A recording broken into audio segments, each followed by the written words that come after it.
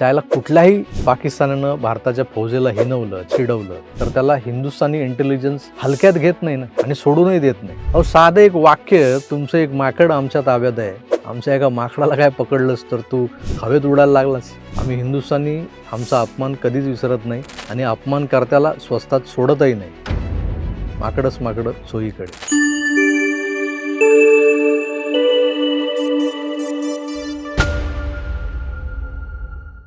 कधी कधी काय होतं, माणूस दुसऱ्यासाठी खड्डा खणतो आणि त्या खड्ड्यात तो जो कोणी असतो त्याचा शत्रू प्रतिस्पर्धी तो पडावा, त्याचं वाईट व्हावं अशी त्याची इच्छा असते.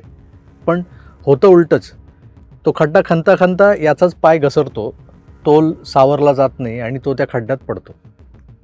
आता नशीब की तो खड्डा जर खोल नसेल तर तो बाहेर येऊ शकेल, किंबहुना जर तो खड्डा जर प्रचंड खोल असेल आणि हा माणूस जर पडला तर त्याचं काय खरं नाही. आता एका माणसानं दुसऱ्याला सापळ्यात अडकवलं आणि काही वर्षांनी तोच माणूस स्वतः एका रहस्यमय अशा सापळ्यात अडकला आणि गायब झाला. ही एक कथा आहे. कथा म्हणता येईल की नाही कल्पना नाही. मित्रो, मी ही जी काही सुरुवात केली आहे ना, त्यामागचं कारण असं आहे की मी आज तुम्हाला एक स्टोरी सांगणार आहे.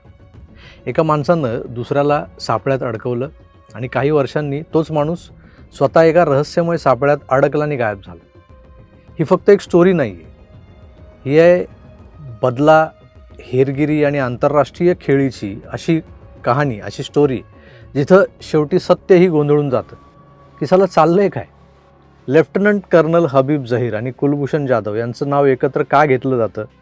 जेव्हा कुलभूषण जाधव यांचा विषय येतो तेव्हा या लेफ्टनंट कर्नल हबीब झहीर याचाही उल्लेख केला जातो, उझैर बलोचचाही उल्लेख केला जातो. तर ह्या ट्रायंगलवर आधारित आजचा हा विषय आहे. काठमांडूमधलं एक हॉटेल जिथं हबीब उतरला होता, त्या खोलीत माकडांचे असंख्य फोटोज लावलेले होते भिंतींवर. नेपाळच्या काठमांडूतलं एक हॉटेल, त्यात एक पाकिस्तानी राहायला आला आहे हा हबीब आणि त्याला संपूर्ण खोलीत माकडं दिसत आहेत. नेमकी काय भानगड होती? एकंदर जे सारं वर्णन चक्रावून टाकणार आहे ना, हे चक्रावणारं गूढ, हे रहस्य उलगडणार आहोत. एक थरारक, धक्कादायक आणि गूढ प्रकरण तुमच्यासमोर मांडणार आहोत या व्हिडिओतून. तेव्हा कुठेही जाऊ नका आणि पाहत राहा आपलं आवडतं यूट्यूब चॅनल आकार DG9. मित्रो नमस्कार. लेफ्टनंट कर्नल हबीब झहीर पाकिस्तानच्या लष्करातला एक अनुभवी अधिकारी. 2017-18च्या आसपास तो लष्करातून निवृत्त झाला आणि निवृत्त झाल्यानंतरही त्याला शांत बसायचं नव्हतं. त्याला पुन्हा नोकरी करायची उबळ आली होती. त्यानं लिंक्डइनवर आपलं एक प्रोफाईल अपडेट केलं आणि स्पष्ट लिहिलं होतं, मला UN म्हणजे संयुक्त राष्ट्रसंघासोबत किंवा त्यांच्याशी संबंधित एखाद्या कंपनीत आस्थापनेमध्ये काम करायचं आहे. वरवर पाहिलं तर एक निवृत्त सरकारी नोकराचा त्याच्या रिटायर्ड लाईफबद्दलचा हा एक साधासा निर्णय होता. पण कदाचित हाच जो निर्णय आहे ना, तो त्याच्या आयुष्यातला सर्वात मोठा टर्निंग पॉईंट ठरणार होता. होतं काय तर, हबीबच्या प्रोफाईलमधला जो काही त्याचा डेटा आहे त्या डेटाला एक रिस्पॉन्स येतो. काही महिन्यांनी त्याला एक फोन येतो, आम्ही UN मधून बोलतो, म्हणजे संयुक्त राष्ट्रांकडून बोलतोय, तुम्हाला इंटरव्ह्यूसाठी नेपाळला बोलवलं आहे. आता UNचं ऑफिस कुठे आहे तुम्हाला माहिती आहे. फोन येतो नेपाळमधून. तरी हबीबला नेमकं हेच हवं होतं की अशा पद्धतीची नोकरी हवी होती. वरवर सगळं अगदी परफेक्ट वाटत होतं. एक मोठी संधी, आंतरराष्ट्रीय स्तरावर काम करण्याची संधी त्याच्यासमोर उभी होती. अर्थात हबीब झहीरही लगेच तयार होतो आणि निघतो नेपाळकडे. हबीब काठमांडूला पोहोचला. त्यानं नेपाळला पोहोचल्यावर आपल्या कुटुंबाला एक शेवटचा मेसेज पाठवला, मी आता काठमांडूत आहे, उद्या लुंबिनीला जातो आहे, त्यामुळे पुढे आपलं कॉन्टॅक्ट होणार नाही, नेटवर्क नसेल. त्यानंतर तो कायमचा गायब झाला.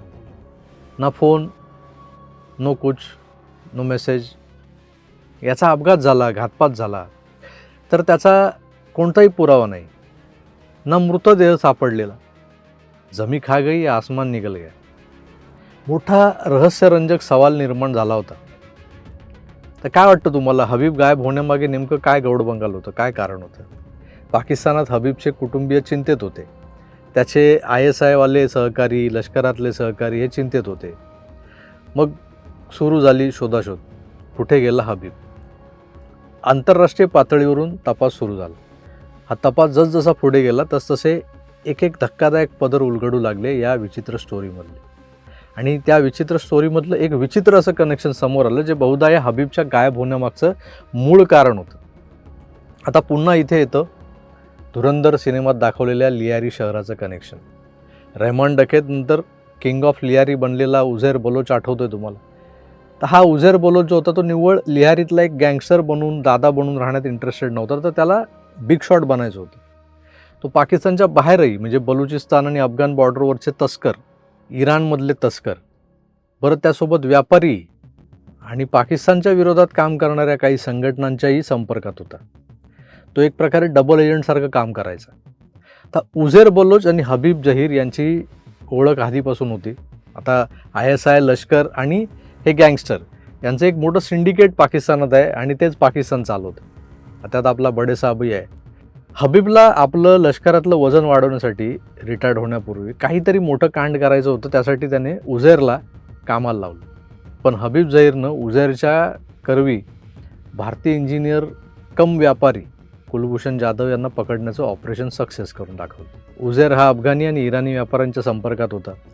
कुलभूषण जाधव त्यावेळेस चाबहार बंदराच्या उभारणीचं जे काम चालू होतं त्याला लागणाऱ्या सपोर्ट सिस्टीमला मटेरियल पुरवण्यासारख्या कामानिमित्त इराणमध्ये होते असं बोललं जातं आहे. कुलभूषण जाधव हा माणूस रॉशी संबंधित होता का, आहे का, हे अद्याप गुलदस्त्यातच आहे. पण लियारीच्या स्टोरीत असं उघड झालं आहे की या उझैर बलोचनं रॉ एजंट कुलभूषण जाधव यांना गोपनीय माहिती देतो, तुम्हाला काहीतरी अशी सिक्रेट माझ्याकडे आहे जी सांगतो ISIची किंवा पाकिस्तानी लष्कराची, असं सांगून इराणमधून बलुचिस्तानमध्ये बोलावलं आणि तिथं सापळा रचून त्यांना पकडून दिलं. यात हबीबचं, म्हणजे या हबीब जहीरचं कौतुक झालं सगळीकडे, अरे क्या बात आहे, आणि मग त्याला बढती मिळाली. दुसरीकडे पाकिस्ताननं जाधव यांना फाशीची शिक्षा सुनावली, कारण हा तर भारतीय गुप्तहेर आहे, रॉचा एजंट आहे. भारतानं त्या शिक्षेला स्थगिती मिळवली, हार मांडली नाही. इंटरनॅशनल कोर्ट ऑफ लॉमध्ये भारतानं बाजू मांडली आणि तिथं भारतानं मोठी लढाई जिंकली. जाधव यांची फाशी थांबवली गेली. कुलभूषण जाधवला पकडल्यानंतर याच लेफ्टनंट कर्नल हबीब जहीरनं एक वक्तव्य केलं होतं, जे रॉच्या अधिकाऱ्यांना हिणवण्यासाठी होतं की तुमचं एक माकड आमच्या ताब्यात आहे. हे वक्तव्य म्हणजे रॉची उडवलेली खिल्ली होती एक प्रकारे. पण जेव्हा निवृत्त लेफ्टनंट कर्नल हबीब जहीर गायब झाल्याच्या गोष्टी बाहेर पडल्या, स्पष्ट झालं हा गायब झाला आहे, तेव्हा पाकिस्तानमध्ये काय अवस्था झाली असेल. पाकिस्तानची एक इन्व्हेस्टिगेटिव्ह टीम काठमांडूमधल्या त्या हॉटेलमध्ये पोचली जिथं हा शेवटचा दिसला होता जिवंत. मॅनेजरने डुप्लिकेट चावीनं हॉटेल रूमचा दरवाजा उघडला. 7-8 पाकिस्तानी आत शिरले धाड धाड करत, आणि आत शिरताच त्यांना समोर जे दिसलं ते चक्रावणारं होतं. तिथे काय होतं माहिती आहे तुम्हाला? तर संपूर्ण खोलीत माकडांची चित्रं लावलेली होती. आता मला सांगा, हा फक्त एक योगायोग होता का? माकडांची चित्र का भिंतीवर? योगायोग की कोणीतरी मुद्दाम दिलेला एक संदेश होता, एक मेसेज होता? आजही लेफ्टनंट कर्नल हबीब जहीर कुठे आहे, तो जिवंत आहे का, काय त्याचं झालं आहे की त्याला UN नोकरीचं गाजर दाखवून नेपाळला बोलावलं गेलं होतं? रॉला चिडवणाऱ्या हबीबला शिकवलेला धडा होता का हा? हे जे काय होतं ते एक रिव्हेंज ऑपरेशन होतं का?